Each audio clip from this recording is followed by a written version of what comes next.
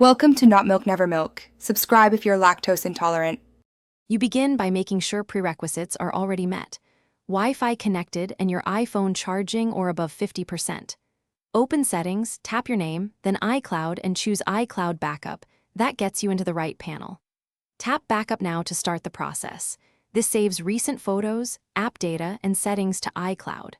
Once started, keep the device awake and on Wi-Fi so the transfer completes without interruption. Expect it to take minutes, or longer depending on size.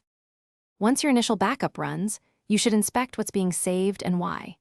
Go to iCloud Backup and manage storage to see backup sizes and a list of apps included. This helps you control usage.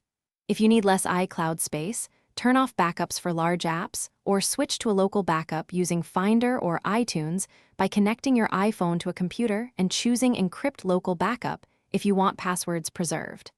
Make these choices to balance space, security, and restore completeness. Complete the workflow by confirming the backup finished. Check the last backup time under iCloud Backup in Settings.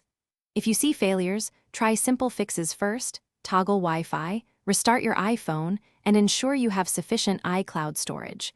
Deleting old backups or large files can free space immediately. If issues persist or network is unreliable, perform a wired backup to a computer.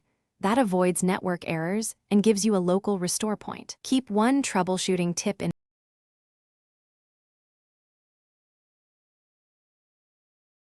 Thanks for watching. If this was helpful, leave a like and consider subscribing. See you next time.